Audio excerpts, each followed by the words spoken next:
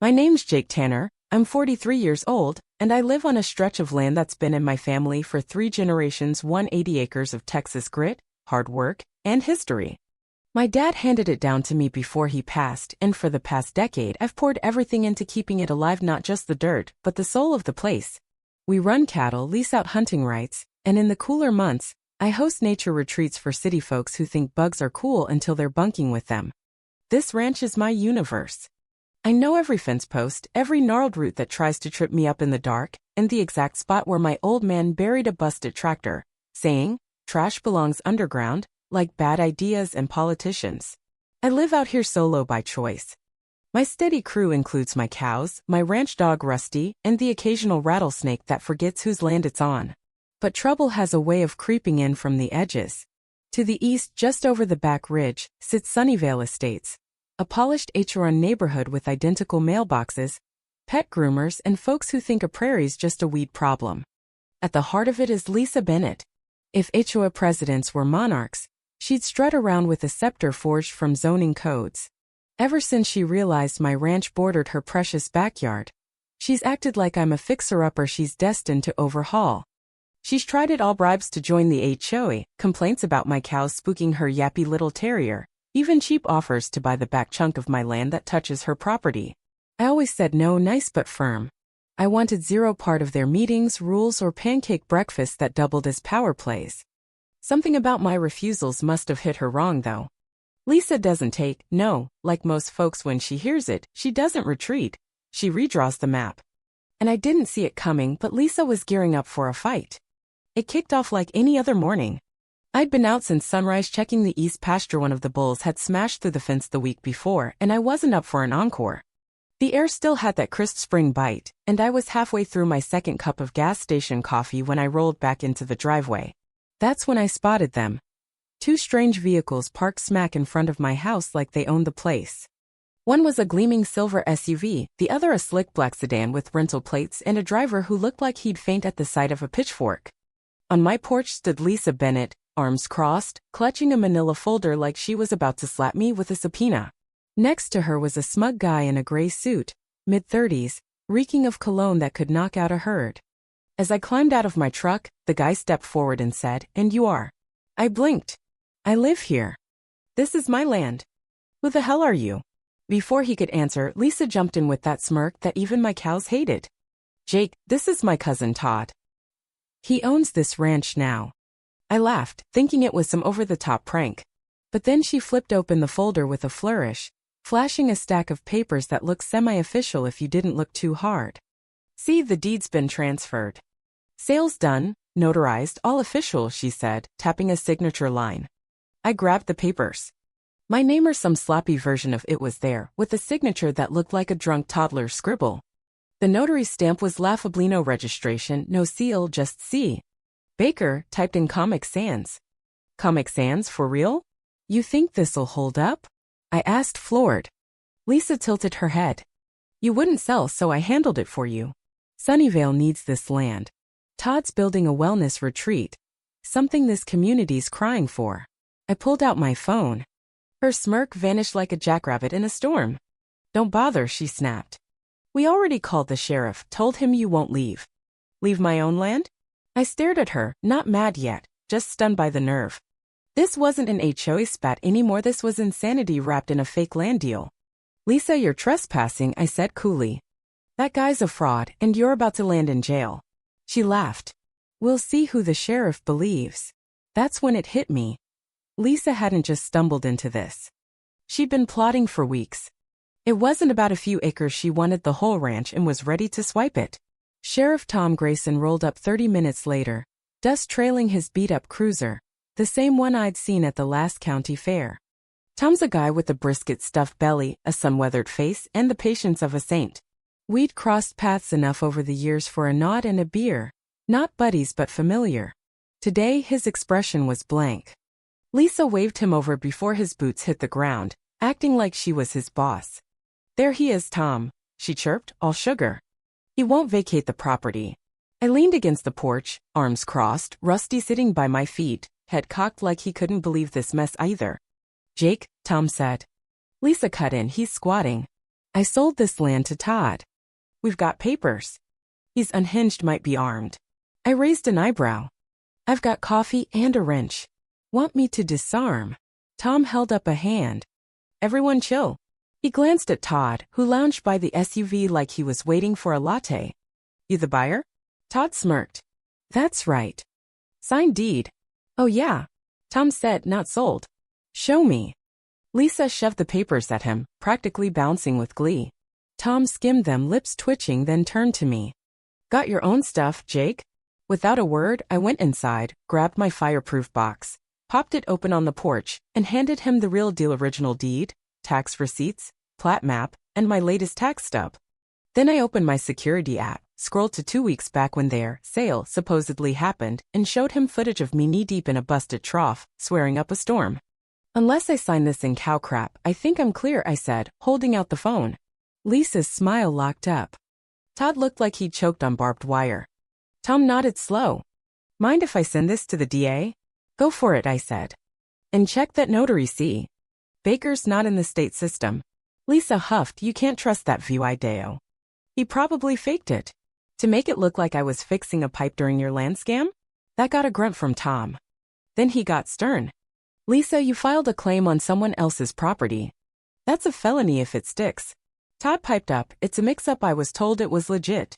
Nope, Tom cut him off. You two wait by the cruiser. Don't move. As they slunk back, flushed and rattled, I felt it, not relief yet, but grip. The kind you feel when truth's on your side and the other guy's game plan's falling apart live. When Tom headed to his radio, I muttered to Rusty. Next time we let the cows sort it. Rusty wagged his tail, was in. The second Lisa and her scam artist cousin peeled out with Tom tailing them, I knew this wasn't done. People like her don't quit, they pivot.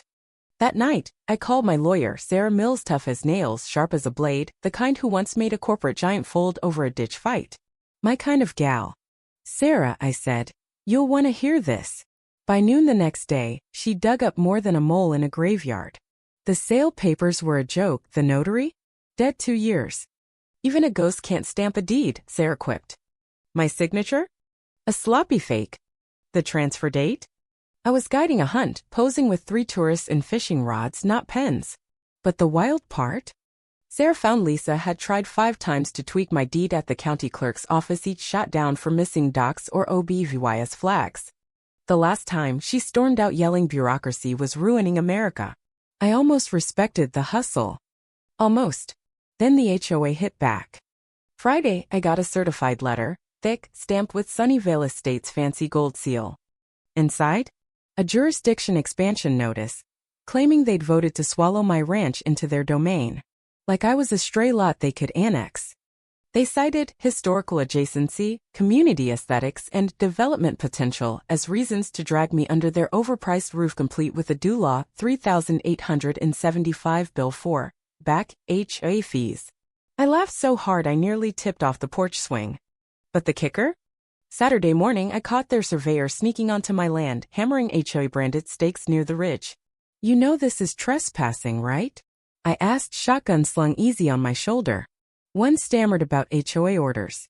I handed him my deed, wrapped around Texas Penal Code 30.05 criminal trespass. They bolted, one tripped into a cow pie. The cows swished their tails in approval. Word spread fast. Lisa was spinning tales in town about reclaiming lost land and modernizing zoning. Some folks bought it, not seeing the con.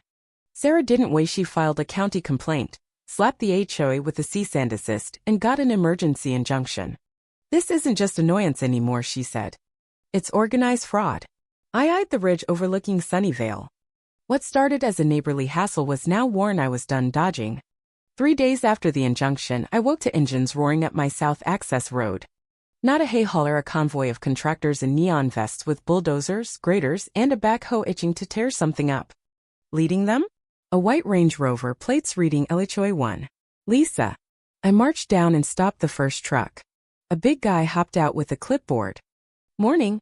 Here to prep the recreational greenway. The what? Public path. HOA project. Cleared with the property authority, he said, flipping the board. You mean Lisa? She doesn't own this, I snapped. One machine touches my land, And I'll file charges so fast you'll be lawyering up while dodging my cows. He chuckled. Bad call. I pointed. See that camera? Got 6 more. You're on tape trespassing. Texas law doesn't mess around with fence hoppers. Lisa strutted up in heels no match for the terrain while viewing a laminated map. This land's under community annexation. We voted to repurpose it for wellness. You had your shot, Jake. Lisa, I said, slow like she was a kid, you can't vote yourself onto my property.